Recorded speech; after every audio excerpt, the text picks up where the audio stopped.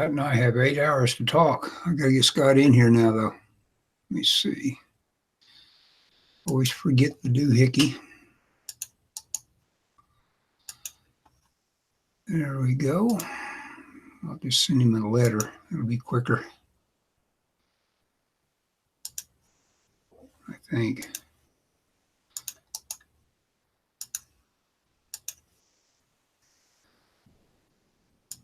There we go. Letter is sent. I have been reading, listening to a guy that I accidentally thought I wanted to listen to, or I was under the impression I really wanted to check him out. His name is Joe Lansdale, Joe R. Lansdale. You always got to use all of an author's name. That's the way they peg themselves. And I was reading some items about him, about how well received he is and everything, and how great his books are. And he writes with a kind of a southern kind of slant. And for some dumb reason, senior reason, I thought I was seeing stuff talking about a guy that I knew was a great writer named Joe Haldeman, who wrote Forever War. For some reason, it just became to me like, oh, I see he's moved on to more like realistic stuff. He's no longer sci-fi specifically.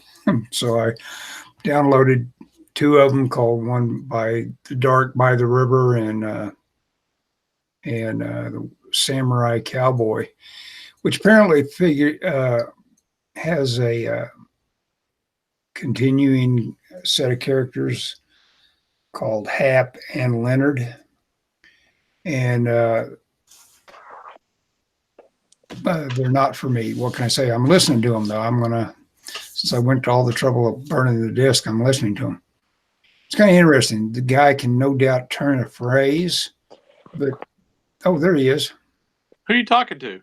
I was, just filling the space in. It's dead air otherwise. Okay. I thought there was somebody else on the call. No. I was just giving a book review. Oh, what were you reviewing? Oh, this guy that I got from the library named Joe R. Lansdale, who's apparently well thought of. I guess he sells big selling books. But I was just about to say he's just a little too vulgar for me. One of his main talents is turning a really colorful phrase, but he really gets good when he turns a colorful phrase for just being really vulgar. It's kind of interesting. Didn't he write Bubba Hotep? He did write Bubba Hotep. You know that, huh? Yep, that's right. I have Bubba Hotep. I like Bubba Hotep. I kind of like it. I wasn't exactly blown away by it. Well, it was unusual. Yeah. Okay. You got your coffee? Oh yeah, I figured that's why you're late calling me, because you're getting coffee. No, I just was waiting for you to step off, and that's kind of dumb, huh? I should be the one that steps off. Yeah. Okay. I'm gonna put my phone up here. So we're gonna watch you draw again, huh? Yeah, I noticed last time. Oh, that looks a lot better. I didn't have the phone. Well, the art or the phone angle? The quality of the line coming through. Oh, okay. Well, here, I don't know if you can see that. I got the yeah. I wonder why it's different. I don't know. Well, I'll tell you why. Because I've been cheating. Because right here on my desk, I have this, and that I've been looking at. Uh-huh. You know what that is? That is probably some sort of John Byrne Fantastic Four compilation. It's the artist edition. Wow. Oh, wow. So that'd be awesome to see those full size. Well, the nice thing is like what's really helpful to me, because I'm not a good, well, not good at any of this, but I'm not a good inker. And so what's helpful to me is to kind of look and see, well, how did John Byrne ink like a woman's head at about this size? How much detail did he leave in? Exactly. What are his line weights at that size? What size? Yeah. And I have I won't pick it up because this is precariously balanced on my drawing table. These stay on my drawing table all the time. So, and the other night I had them open and I was inking on top of them, and I thought I'm inking on $300 worth of. Yeah, yeah. But I'm not using a dip pen, so it's not like I'm gonna spill ink, you know.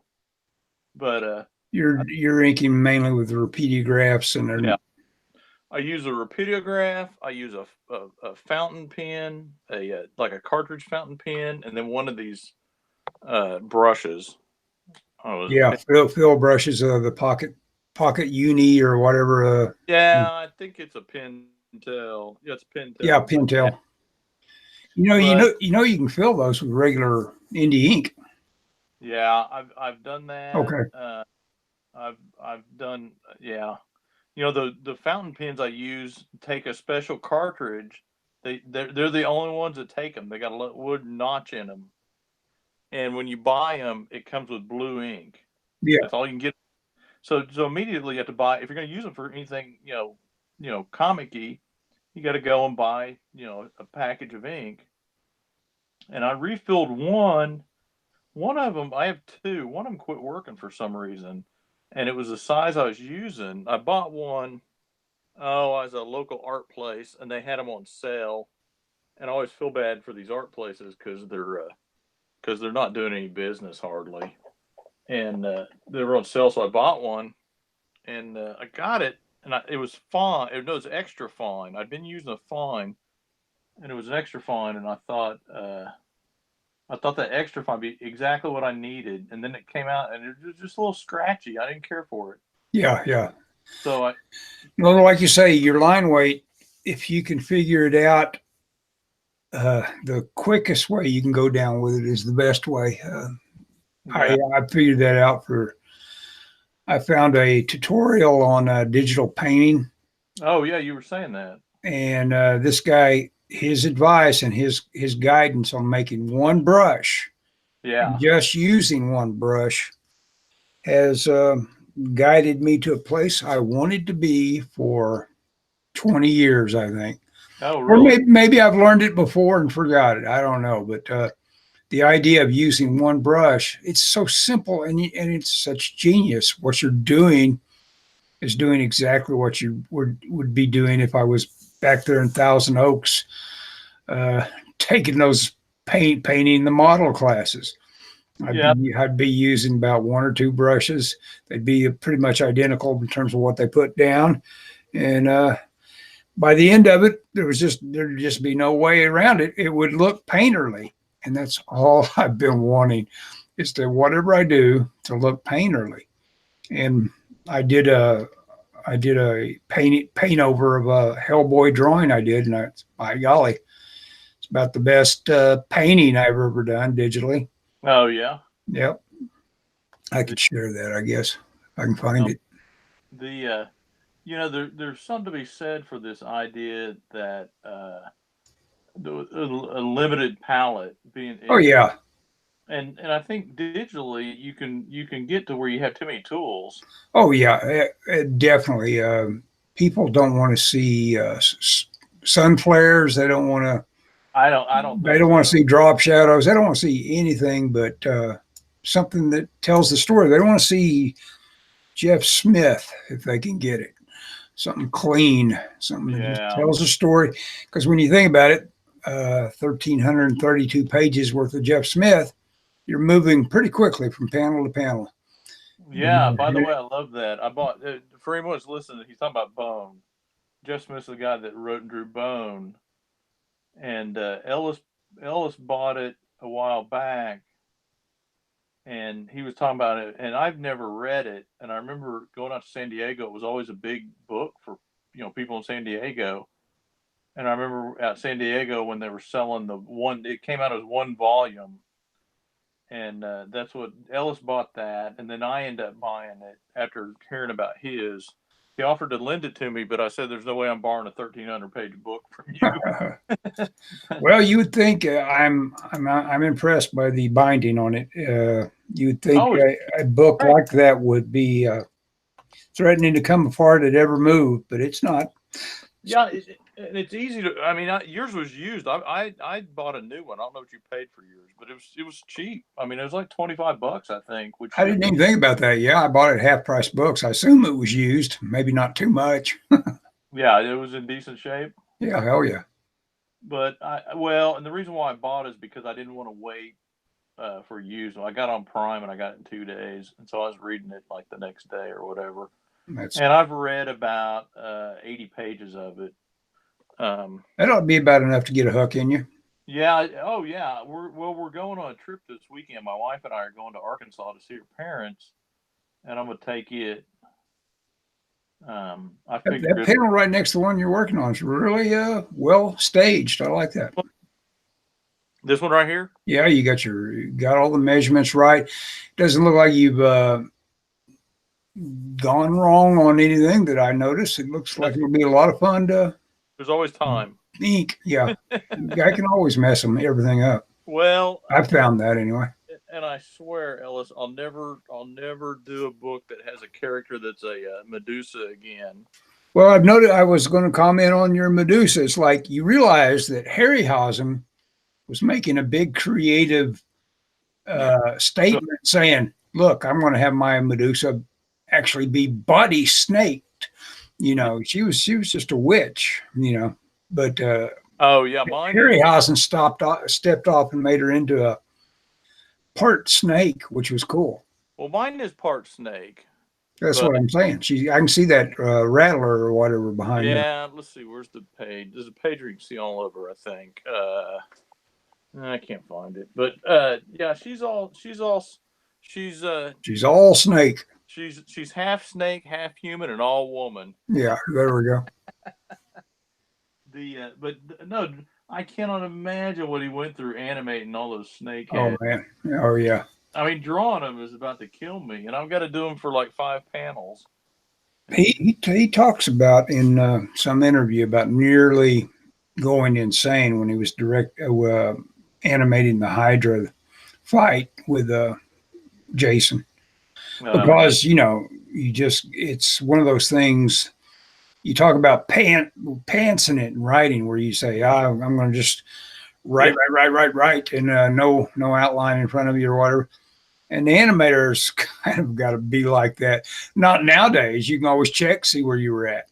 Yeah. But back then, he had to go and just keep going and have it all in his head about, animation is like anticipation, where you draw something back and then have it come forward. Yeah. And it's got to follow certain arcs if it's going to look good. And when you think about how beautiful that Hydra is, all that flow and motion and everything, that was basically just breaking his head.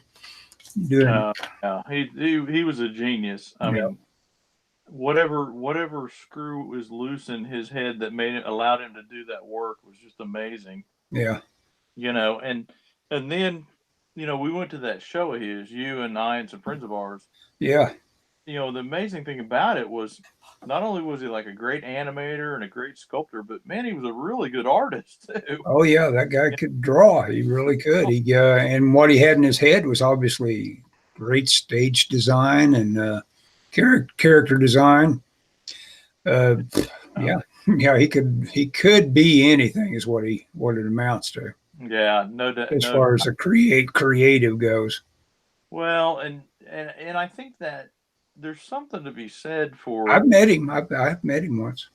I think I met him at San Diego one year. Mm-hmm. That year that book of his came out. There's something to be said for this idea that if you're an artist, you have like internally you have like some kind of taste or something that allows you to. I mean, maybe taste isn't the right word. That's what Frazetta said, though. Yeah, no, it's a matter of. But it's a matter of seeing stuff. Yeah. What looks good. Well, and that's what troubles so many artists. They can't look as good as they want to look. Oh, and it knocks them back and keeps them from growing sometimes. Yeah, I run into all kinds of people that talk about that. Oh, I'm an artist, and Yeah, they're snake bit on ever do anything. They don't like the way what they're doing. I don't like what I'm doing. If we finish up here in about an hour, I'll start monitoring Twitter for that drawn and quartered show and see if they want me on it. By now, they ought to be keeping me off of it. But I have crashed and burned on that show too many times to count. well, I think you need to, and we talked about this, or I think I mentioned this. I think you need to do a couple things, Ellis. I think you need to do more finished work, Yeah, no, that and would help. I think you need to do more, and That's what not that's what that painting amounted to, was sticking with something for just a couple hours and that's it. That's exactly ending it. up with something that made me happy. You need to work because I've seen you draw, and you draw in ink. I don't know if you did you do that in ink or did you do a pencil first? Which one? What? The Vampirilla. Oh, that Vampirella. Oh, I did that.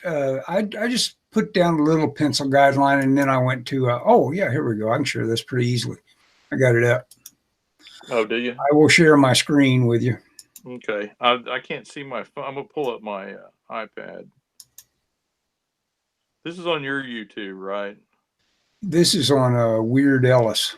Oh, yeah, yeah. This is on, yeah, it won't be on yours. I can't hijack your account. See that? I don't know. It's kind of dark. It's too dark, but I could colorize that and make that look pretty good. Hang on. There's some people watching. Oh, how about that? I could open up the YouTube channel and watch them watch. Oh yeah, I'm looking at your Hellboy thing. Yeah. Anyway, it's got a lot more of that feeling of being done and not having some sort of effect figured out here and there. I didn't drop in leaves that would scatter and look just like leaves were made by machine and all that. I drew every leaf on it. So anyway, there's that. Oh, it was kind of fun. Yeah, yeah, that looks good. I like that. The There but we I think on your drawn and quarterly stuff, I think you need to put more prep into it. Yeah, I imagine I'm probably kind of dumb. I bet all those guys are really working hard before they get there. Right now, I haven't done anything. I've got Well, do you know what the subject is? yeah, I've got Mike Miller's Lone Star already queued up. I've got the PDF I bought from him by supporting it, and the character's pretty simple. He's in a pair of jeans and a t-shirt and a jacket and got some insignia here and there, but mostly he's just a regular guy that will be fun to draw with regular folds in his clothes and all that kind of stuff. He typically fights vampires, shoots guns, has As we all do. heightened this and that, but not too super. He's exactly the kind of character I would probably create, Batman-esque. Yeah, I gotcha. Just a man's man kind of thing. Right, right. Gotcha. Hey, but you haven't done any prep work other than that. Oh, I've got it focused on me too much. Here we go. Me. Okay. You're all focused back on you for. There we go. Let's see. Now take it off. Here we go. Now it's in rotate again, Okay. which is probably the natural way to do it. So on your thing, you mentioned that you need to work on style. Is that what you said? Or was it style or polish? I need to work on pulling a line. Basically, I need to work on cleaning what I do up. I'm doing what they call petting the line, where you're just you take too long to get it down, and then when you do get it down, it's become a little bit of a mess getting it there. Because you're stroking the line. Right. Are you inking those things? They're ink, aren't they? Yeah, they typically have to be ink, but I've been thinking about also the ulterior motive on doing that. Vampirilla, I didn't have much of an ulterior motive on it. I thought, well, what I'll do is my usual ballpoint pen kind of thing that feels real natural, and that naturalness to me will put me ahead of the game. But then I just did a bad drawing that night, and it would have been fine if it was the fundamentals of it were good. If I hadn't made the legs too long and bugged people with a few other things. Well, she was kind of a stick girl. Yeah, she was a little too attenuated.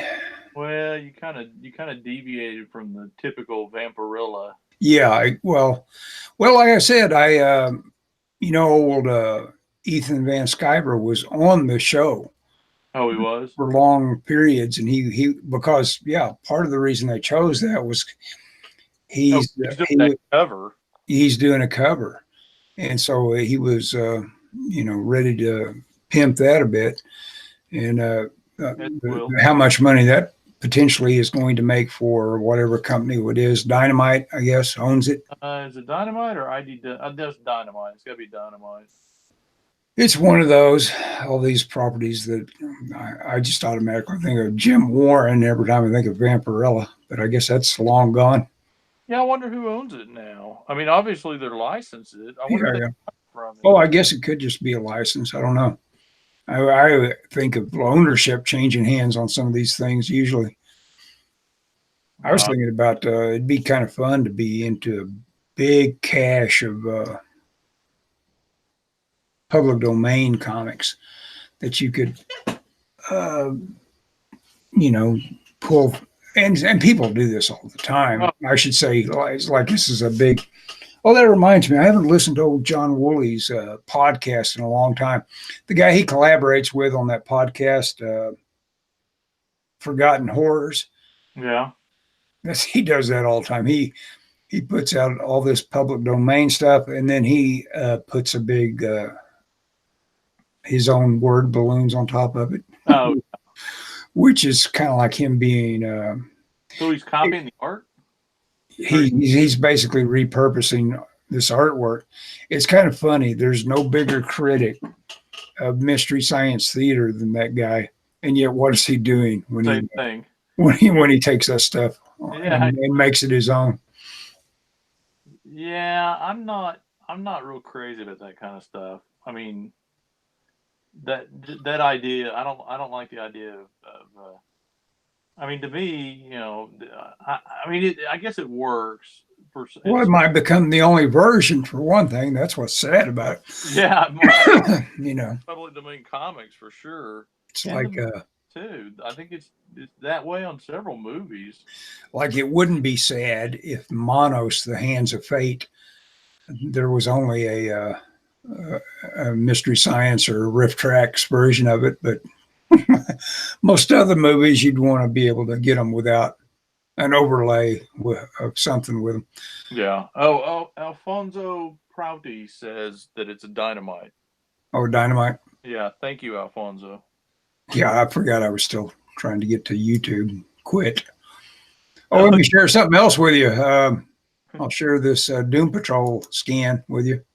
Oh yeah. Oh well, never. You don't have to break loose. I guess you can look at it on the show later. It's right here. Show it to me. I mean, I'm right here. Oh, okay, there it is. My hand. Show me the Doom. What's the Doom Patrol thing you're showing? Well, the Doom Patrol is.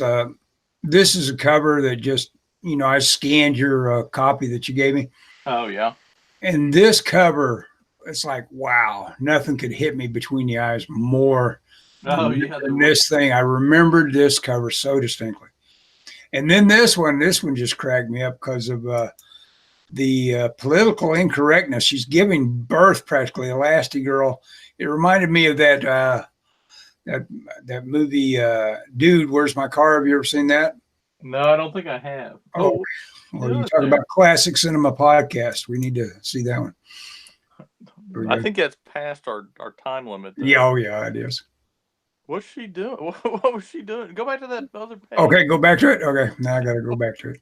See if I can figure out how to go back to it. Well, she's saving them all from falling into a vat of molten stuff. Let's see if it came back. You No, it all didn't. spread eagle like that though. That's Well, yeah, I mean, it's a natural pose to stop the whole crew from falling into a vat of molten thing, but it's like, oh my gosh. but they had to figure out all sorts of masking techniques, and it's got this big old splayed out kind of pose, and it made me laugh thinking about all the all the hassle people get for doing exploitive posing Yeah, where would female characters, and yet here's this that is almost naive in doing it, and it's not terribly it's not terribly sexy, but it's funny looking, you know. Yeah, but that would never fly in a comic now. Yeah. They'd be on Bleeding Cool or something like that. Oh yeah, it'd get repeated a lot. Actually, I was going to share that with Imagine if I could figure out how to get it to them. I follow something on Twitter called Comics Out of Context, where they share out of context panels. I might do that one if I can figure out how to do it. If they follow me, it'd be easy enough. Yeah, that's the problem. If somebody doesn't follow you, it's hard to send them something. Excuse me. Are you on your light table for seeing how to ink that, or not? Well, no, my light table just lives on my desk. Okay, gotcha. I don't have a place to put it. My studio's a wreck.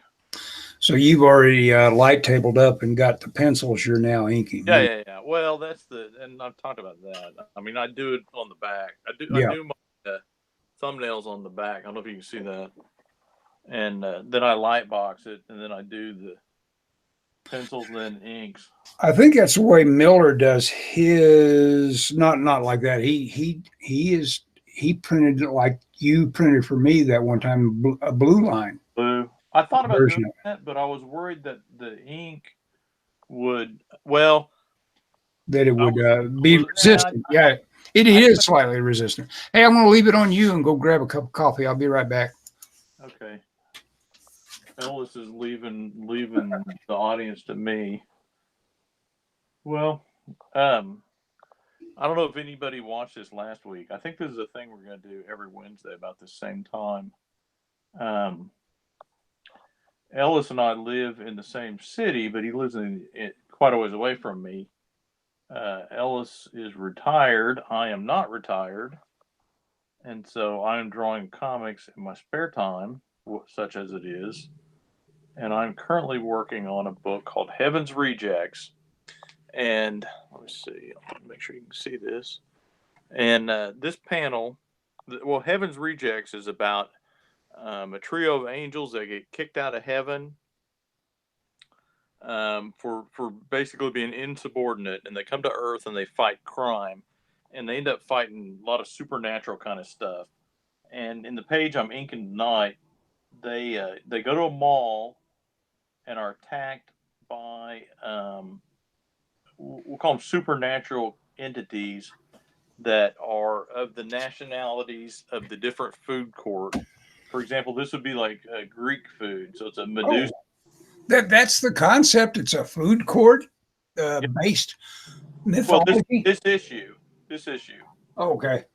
The comic takes place in the 70s or 80s, 70s and 80s, because the writer pitched it like Charlie's Angels, and so I immediately assumed, well, it's got to take place in the 70s, which I don't think he intended, but he went with it. He thought that was a cool idea. I had to switch to headphones. Go ahead. So he thought that was a cool idea, and so this was so after he wrote the first issue, he wrote the second issue with that in mind, and the girls, or the angels as it is, end up going to the mall, and at the mall they're attacked, and then they're also attacked by the creatures from the food court. And so that's what I'm inking right now. And my advice to anyone that's listening is, thank you, Alfonso. Alfonso said that's rad. I'm not sure which exactly, but thank you, Alfonso. My advice would be never draw a comic that has a Medusa in it. A lot of time drawing snakes. You could have figured it all out and decided the style was going to always be silhouette. Yeah, or I could have put two snakes on her head like pigtails or Yeah, something. there you go. I mean, I could have really cheated it, but I didn't, and I worry that they're not fierce looking enough just because of size limitations. Well, that's it. Yeah, diminishing returns in terms of like how many lines you use to depict something. Yeah, they end up, especially a panel like this one. I can't do a whole lot with that. Oh, and I just smeared this. Look at that. Oh no, That's okay. It's on the edge. I'll white it a out. No big deal. mistake live right in front of us. Exactly. You might be able to use that tape that they use.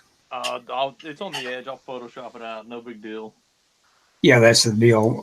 Why Yeah. use whiteout if Photoshop is in as a part of the steps at any point? Oh yeah, this all gets scanned into Photoshop. Yeah.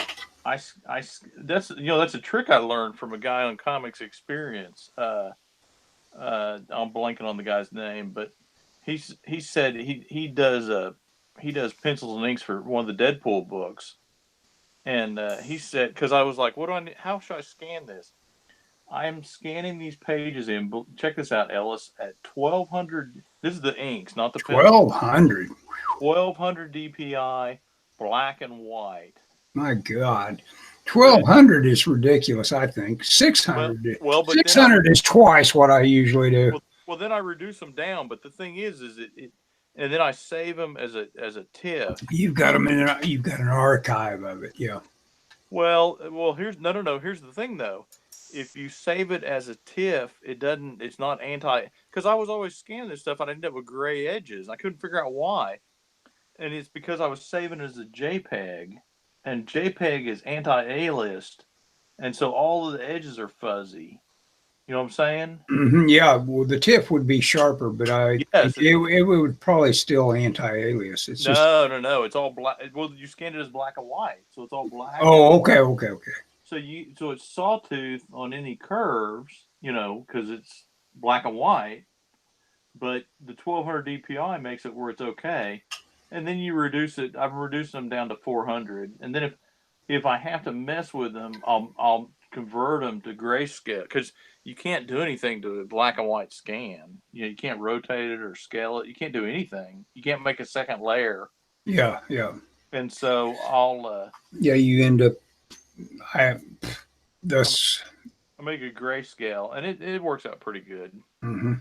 But anyway, so that's kind of the process. But I don't know where I was going with that, but oh well. I came about because we were talking about touch up and all that. And yeah, because I messed up. That's my. It took me a long time. That's why I worked digitally originally, because I was nervous about inking. But I mean, a few good mistakes and you'll get over that. Yeah. You go, it's just it's just a piece of paper. I mean, if I had to, I could tape paper over it, or Well, exactly. Those old guys. There's original art floating around where people have just taken the X-Acto to it, cut a big window in it, and patched it with paper they taped from the back, and then once you got your contact print made, that's all you wanted out of it. So you're done. And doing samples for cons, I used to do that. It was pencils, but if there was a panel I didn't like, I'd cut it out and put in a new panel. Sure. And that's why all that original art people would just be mystified 40 years ago, looking at the market for that kind of stuff, because they treated it like trash. There's a lot of stuff that just went straight in the trash can. Chopping it up. Yep. It wasn't worth it. They would use it. There was the Simon Kirby studio. They said that they had a leak one time, and so they used old pages to. Yeah, that's awful to think about, isn't it? Oh yeah, God. There's probably some Captain America pages that are waterlogged. Fighting America turned into a wad to stop a leak. But I mean, but here's my problem. Not my problem, but here's my thing is now we've gone the opposite, but the art has gone the opposite, because there's so much digital to it that it's not, back in the old days, when the lettering was on the boards and the inks and everything, to own the original was to see something, because you could see the. I mean, even earlier I showed that Fantastic Four artist edition. Even that was done in the '80s. The lettering's all on the boards, and you can tell where John Byrne made touch-ups and patches and stuff. I love it. Have I seen your John Byrne Fantastic Four book, or is that new? I brought it to the podcast. Okay, that podcast we had on oversized editions. Yes, we Okay. did.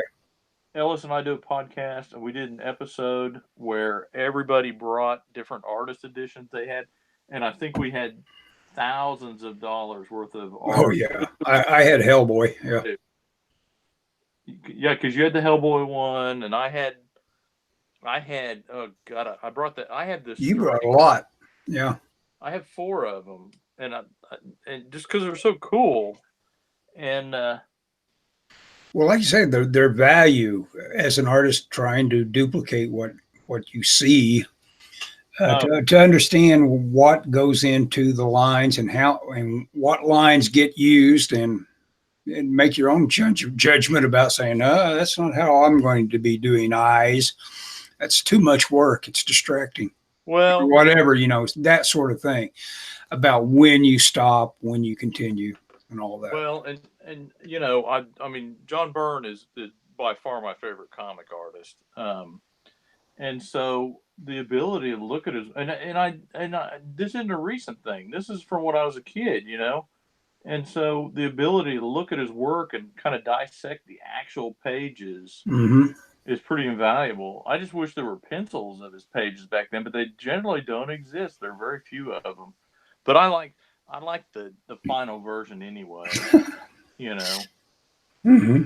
That's interesting. I belched and I thought it was probably sub recording level, and that it wouldn't do that, but it switched back to me with just that one quick belch. It's like, okay, no, don't look at me.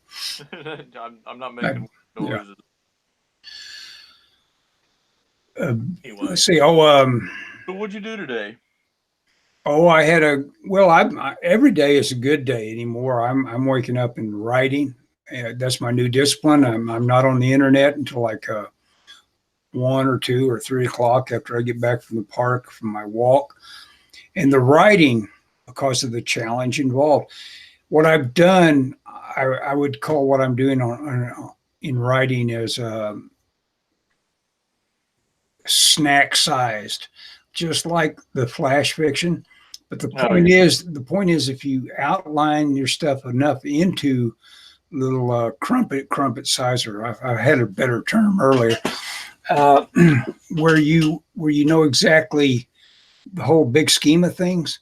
Yeah, you can, just like note cards. Those guys that used to use note cards and then throw them into random things. This is supposedly how William S. Burroughs and those beat guys supposedly had a kind of were pictured as having a disregard for being writers, because they would experimentally write little scenes and shots and then just randomly start putting them together.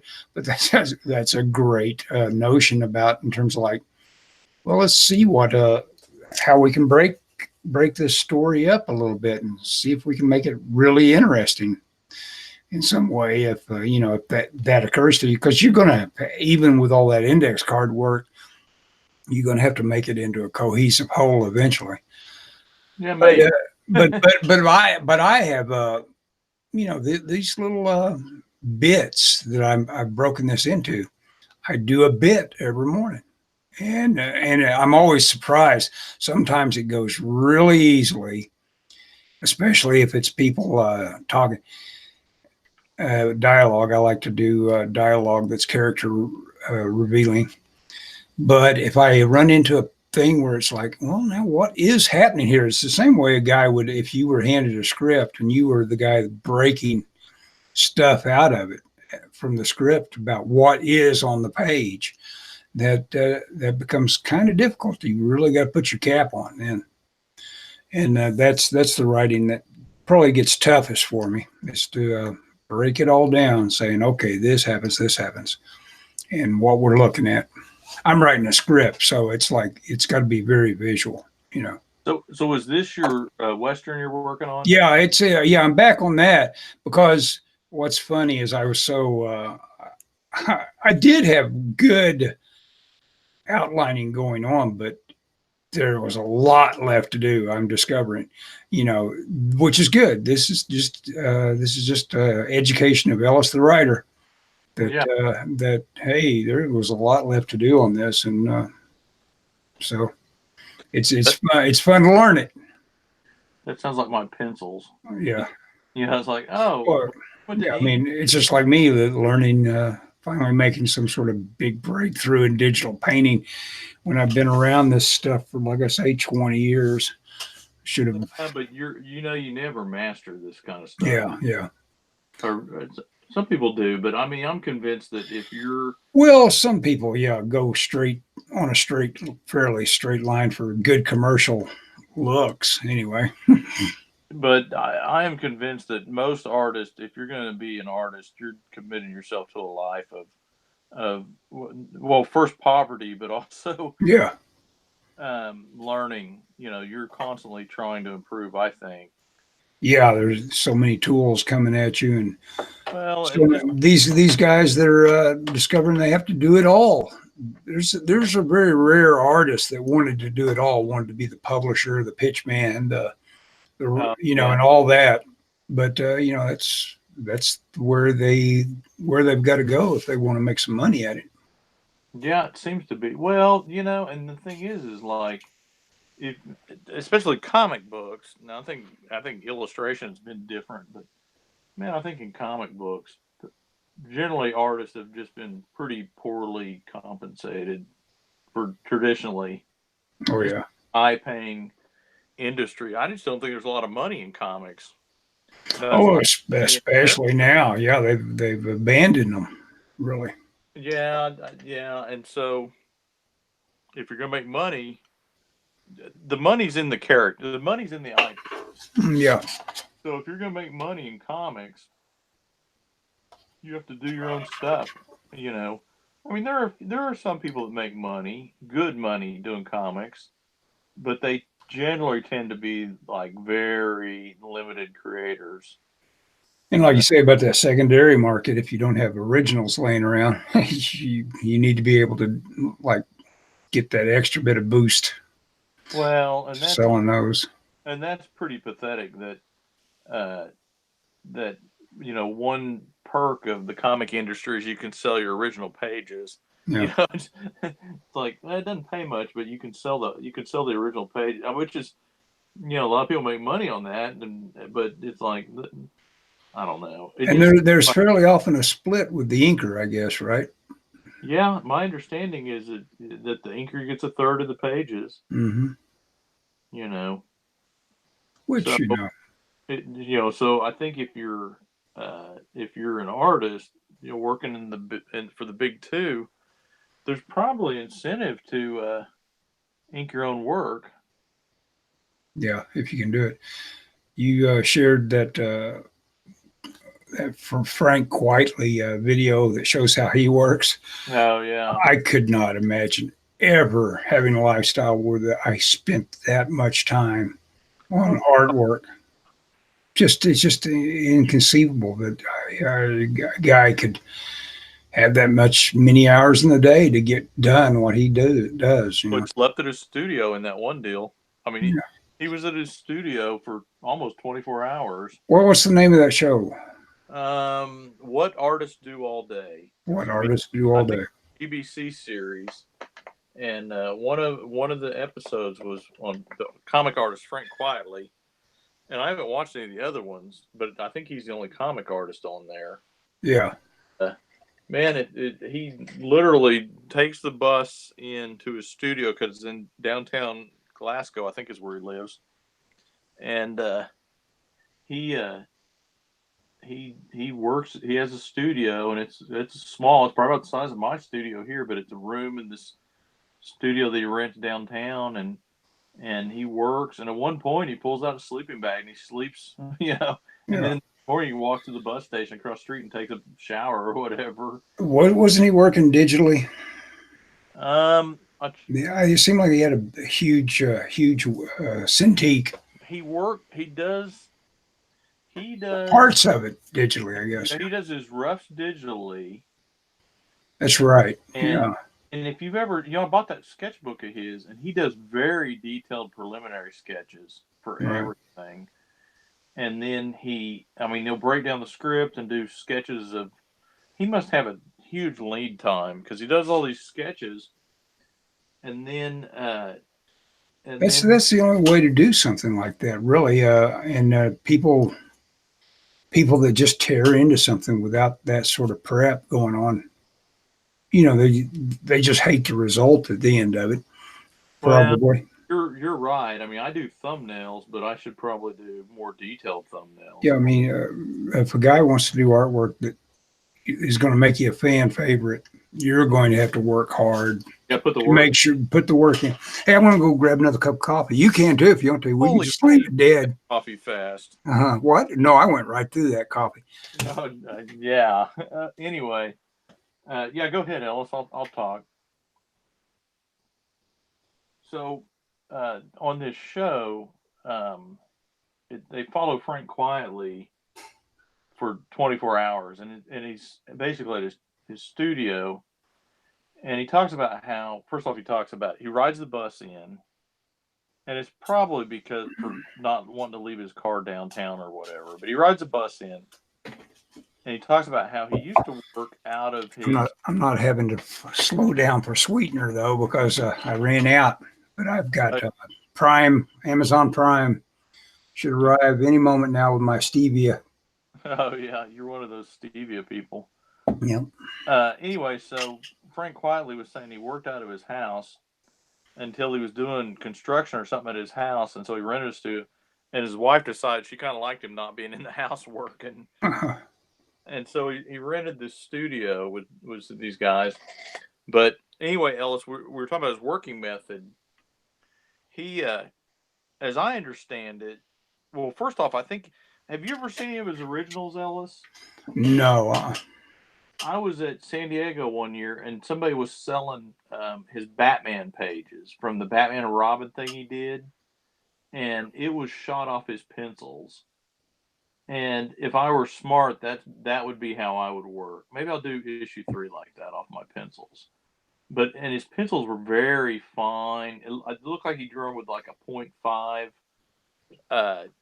mechanical pencil, and they're light. They're very light too. It's kind of strange, but apparently the process as depicted in this video, which was post Batman and Robin, he would do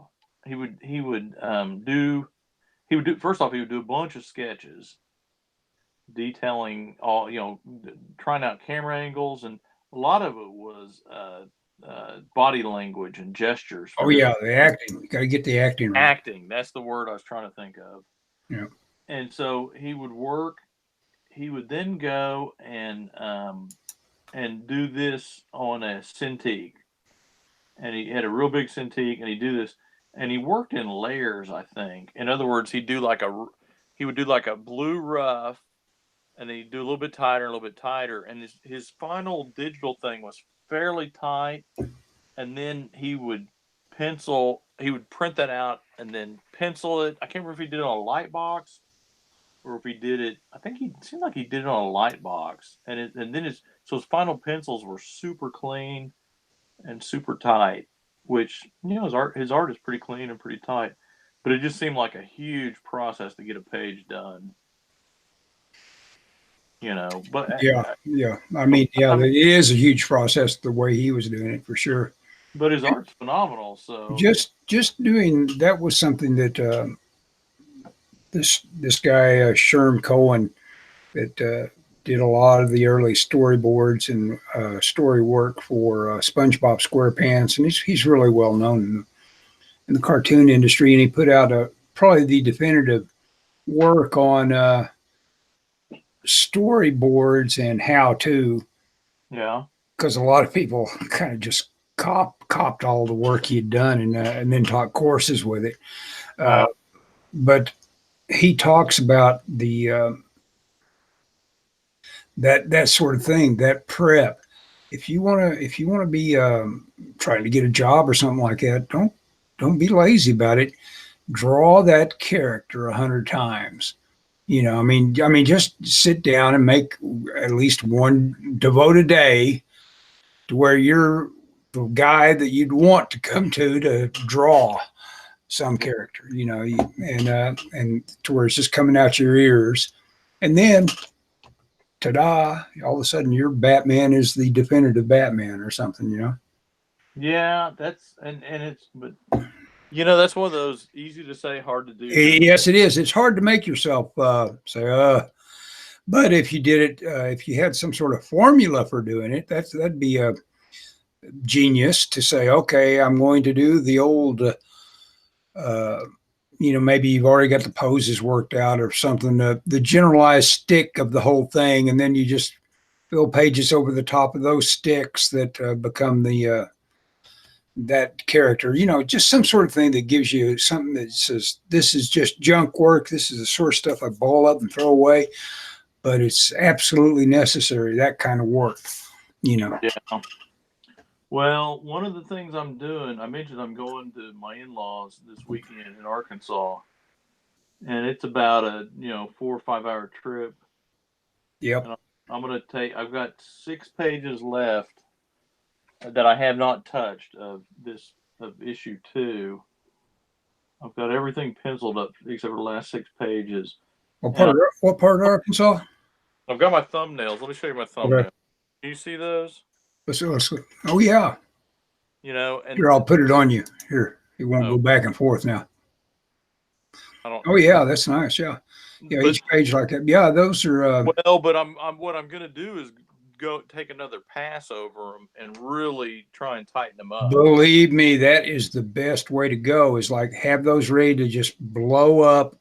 Yeah, because from that size, and then you see where you're going. Yeah. You don't want that. I mean, you have to invent too much. Yeah. Well, that's the problem is I think I need to go with tighter thumbnails. Yeah. No. You'll be happy with that. A guy can do those so much quicker than working big.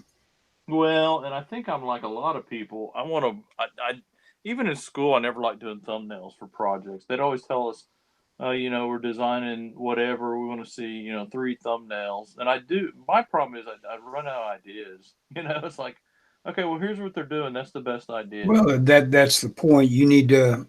That's why I need to do them. I know. You need to have increasing value in thinking through things a couple of different ways.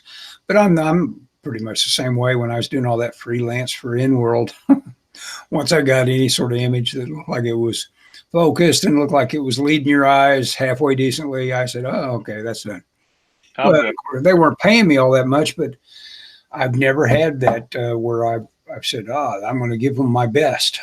I don't have that. I say, there's $40 worth. I had it. I was real good at that when I was taking those classes from Comics Experience because that's what we were expected to do.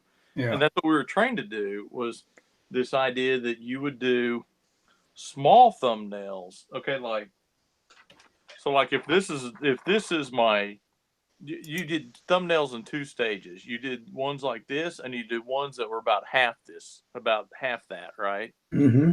And you would do 3 of the small ones for every page, no matter what. Yeah. And they were very loose. They would be about as loose as my full thumbnails.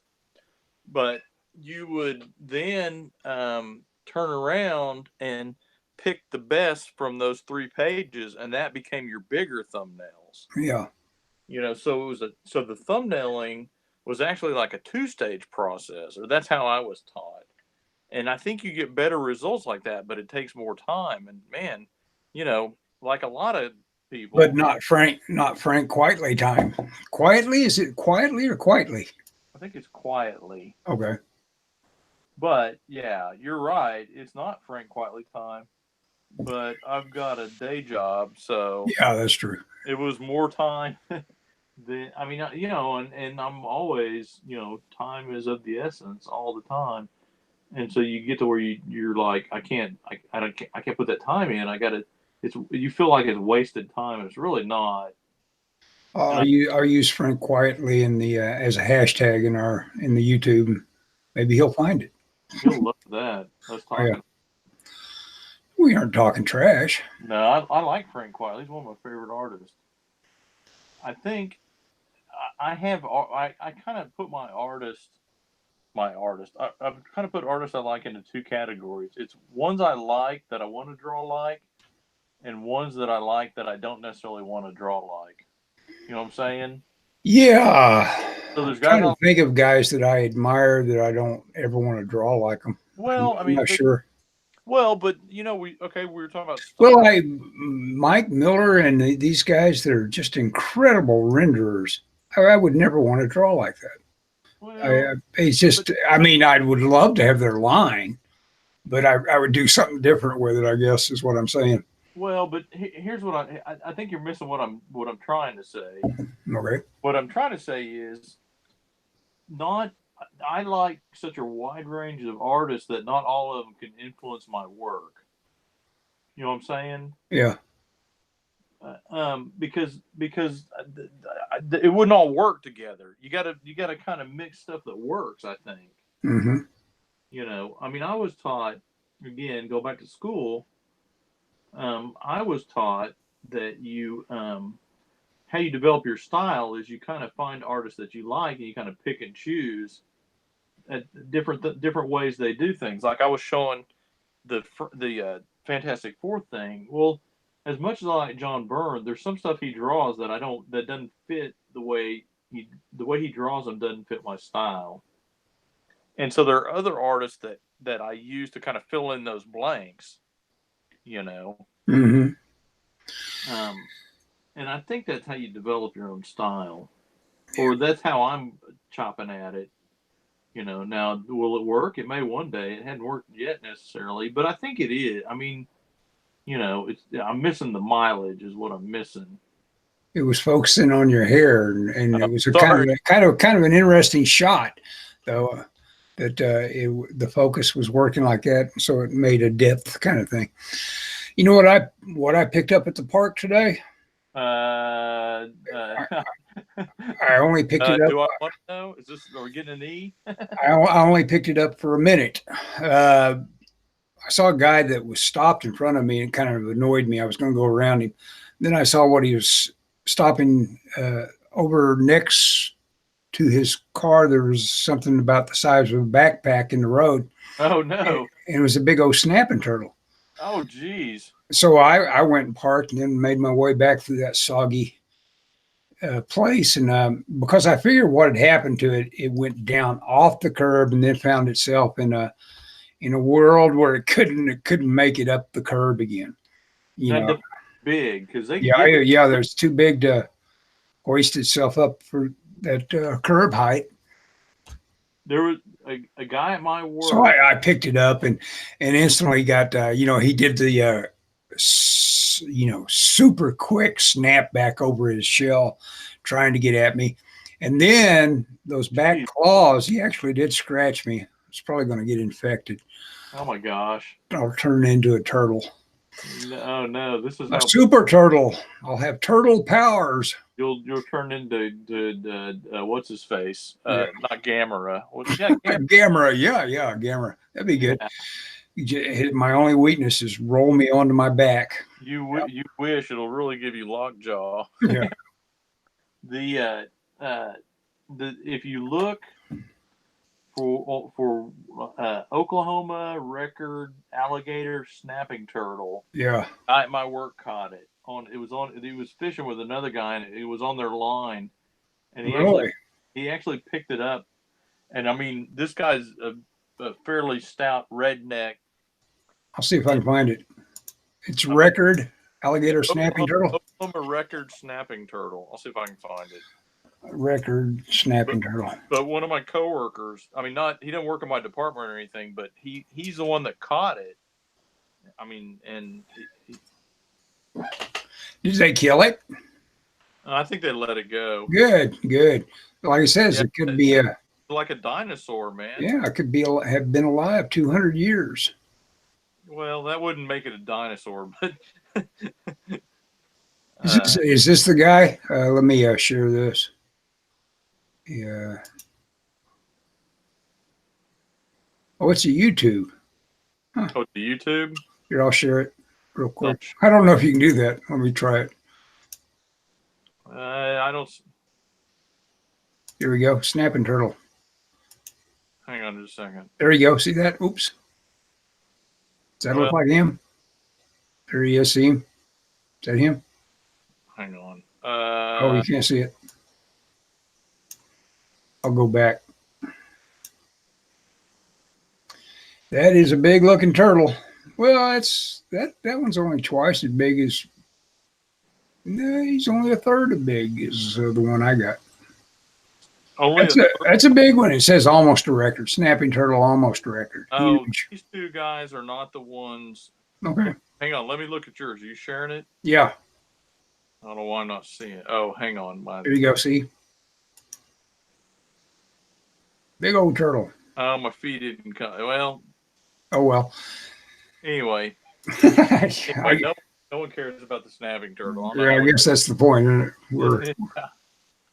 We've gone down a hole of our own creating. Yeah. Well, yeah, that's the problem. That's where these chatting while you're supposed to be drawing things are dangerous. Yeah. Hey, you know what? It's 7:57. Okay, we're gonna call it a night. Are you calling it? You've got almost 2 panels done while we watched. That's pretty good. I got a little bit done. Probably more than I would have got done had I not been chained to my desk. That's the advantage of this. Yeah, that is cool. I'll try to be doing something useful. I was thinking about painting, but the fact that I might be doing this drawn a quarter later, I thought, no, I'll take a break. Oh, dude. Or then, what's the subject tonight? Lone Star, Mike Miller's right thing. Dude, he's doing really well on his second issue of that. He's is he? He's up to like 60K or something like that. Boy, he really pissed off people with that Waringo drawing, man. Yeah, I forget they were making another comment, and I threw in a line saying, "Yeah, you'll go ahead and burn it now." And so yeah, I got a laugh. Well, it. I don't know. I mean, the comic industry is so crazy now. Well, if you get it through your Twitter feed, it'll look pretty crazy. Oh, I don't. I mean, I have a Twitter, but I never look at it. I post art that's synced over from my Instagram, but otherwise, I don't care. Well, the deal about this guy wrote. He was a clickbait master. He wrote a book called "Trust Me, I'm Lying." Oh, yeah. The whole point of all of this stuff that you'll never believe this, you'll try this one, you've got to do something that's just basically a lie to get people to look at your stuff. And it's and to lie about how you feel about this and that, or to give people an exaggerated version of yourself to become controversial. That a lot of that's going on. Oh, absolutely. Well, and there's a lot of there's a lot of cliquishness. And what's sad, Ellis, is at one point I thought it'd be really cool to be in like mainstream comics because everyone that I met that was in comics just seemed pretty cool, Mm-hmm. Now it's like, it just seems like junior high or whatever. Yeah. And I mean, no matter how you feel about whatever, it is very obvious that if you step out of line, you're going to get your head cut off if at all possible. Mm-hmm. And that's, I mean, who wants to work like that? I mean, and it could be anything, just the wrong kind of, I mean, I don't know. It just doesn't seem fun. Well, if I had to recommend anybody picking up pointers from any artist, it would be that Jeff Smith on how to make yourself happy with a clean line, because what he's studying there is Kelly and couple other people that are great at appeal and are just great at line. And he's got some panels in that thing that are just amazing for having a foreground, middle ground, and background that Yeah. are so simple that it's just amazing. He's crammed in all those elements. It's just incredible. And that comes. I don't know if he is an animator or not. It sure seems like he probably would be. Seems like he may have had a background in animation. I don't know. Well, Scott, any parting thoughts? Will you tell us about your movie you've picked? I was really happy to hear this is the movie for the Classic Cinema podcast coming up. Okay, Ellis and I do a podcast with two other friends of ours, and it's once a month, and we take turns. We pick a movie. It is a pre-Jaws blockbuster. The idea being that Jaws kind of changed how movies are made. They're geared more towards a blockbuster kind of mentality, summer blockbuster. And so we get pre that mentality movies where they're more the idea is they focus more on story and idea than they do this idea of just putting people in seats, even though that's always the idea. And so it was next turn is my turn. Oh, by the way, this is called Classic Cinema Podcast if anyone wants to watch it. Yeah, do a search for it. The I next, could put a link for it. I'll put a link for it, and for Better Than Fiction. there you go. Put a link on there. Okay. So I picked the movie Sunset Strip or Sunset Boulevard, which is the classic story about the guy that is a writer and he's down on his luck and he kind of falls through an accident, falls into the company of a fading silent screen star, a rich star lives up in the Hollywood Hills, alone in a mansion, crazy, trying to get back into movies. And one of the reasons why I picked it, and I'll talk about this on the podcast, but I'll talk about it here. One of the reasons why I picked this particular film was because, to me, it's almost like it's a noir film, but it's not really a noir film. It kind of blends that. It kind of bends the genre a little bit, and so. And one of the earlier films I picked was a movie called Rebel Without a Cause, which is the same kind of thing. It has a very noir feel to it. Shot in the same area. It's shot in the same area. It's a Hollywood movie, but it's just this idea of it's not a genre movie, but it feels like a genre movie. Yeah, And I've always liked that movie, and I was surprised when you said you hadn't seen it in forever, Ellis. it's been a while. I think the only time I've seen it was in a film class. Really? Oh, cool. It's rare that we pick something you haven't watched. I haven't watched it to death, basically. I guess it's just it. because it's not as available as a guy might think it would be without buying it, Oh, yeah. And it would show up on Turner Classic Movies, no doubt, pretty often. I'm pretty sure that's where I saw it the first time. Yeah. I don't recall, but I know it was on TV. Good old William Holden. Yeah, we were just talking about picking. We did Bring Me the Head of Alfredo Garcia, and that made me think of the Wild Bunch. And that was a casting call that was out there, and it was like you look at William Holden and Wild Bunch, and you think, could anybody be more perfect for a role? But they wanted to fill it with just about anybody else, I guess. But he was great in it. Yeah. Oh, yeah. As Pike.